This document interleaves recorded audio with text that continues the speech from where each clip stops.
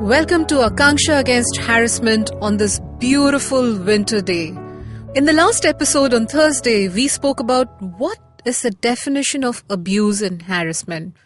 This time, I want to tell you about the few most common cyber abuse and crimes in India and how we define it. We're doing this because sometimes our law can be really tedious and, it's so expansive and we're not able to understand that legal language.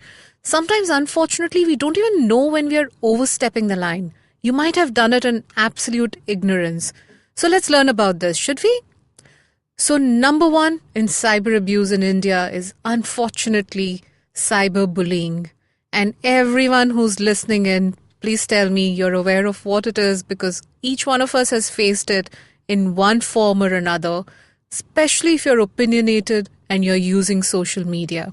So what's cyberbullying?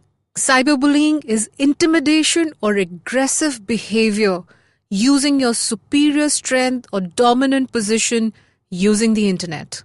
India unfortunately ranks third in the world after China and Singapore on cyberbullying. We're not happy about this world ranking, are we? Number 2 on this list is pornography.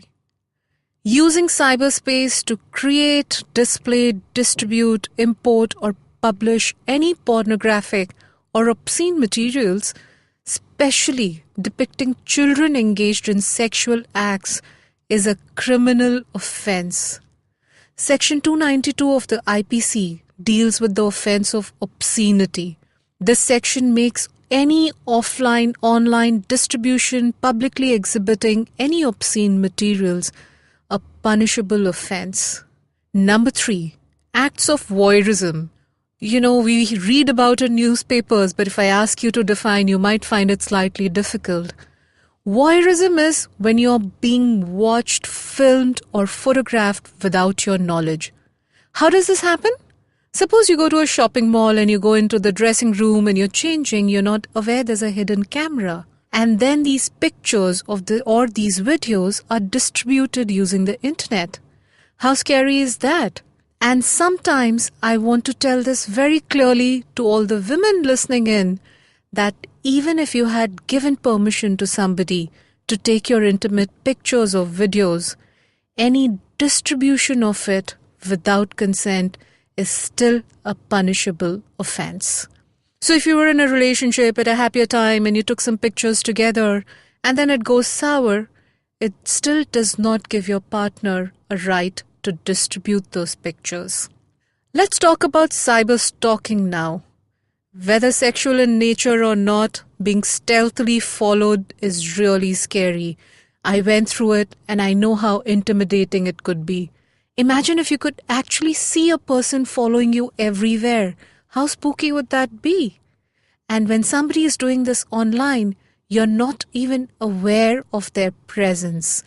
Cyber stalking is usually done to track your movements and then use it for a more serious offline crime. Number 5, morphing.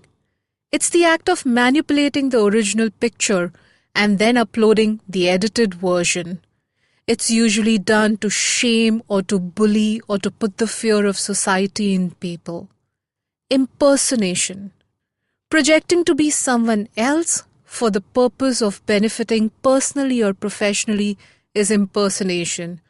Oh my God, digital media has made it so easy to become whoever you want to be. What do I need? I just need a website, which I'll get for maybe $250 a year. I need a Gmail address, which is free to use, and here you go. I have a very successful business. I have the who's who as my client, and you would never know. And so impersonation is being used not just for personal benefit. We need to be careful because it's being increasingly used for professional benefit. So now we know about these most common cyber crimes. Let's spend the next few days to see if you've ever felt victimized by any of these 6 most common ones. And also let's spend some time to see if you have by any chance overstepped these lines. Remember, knowledge is power. Be empowered, stay safe, and tune in to Akancha Against Harassment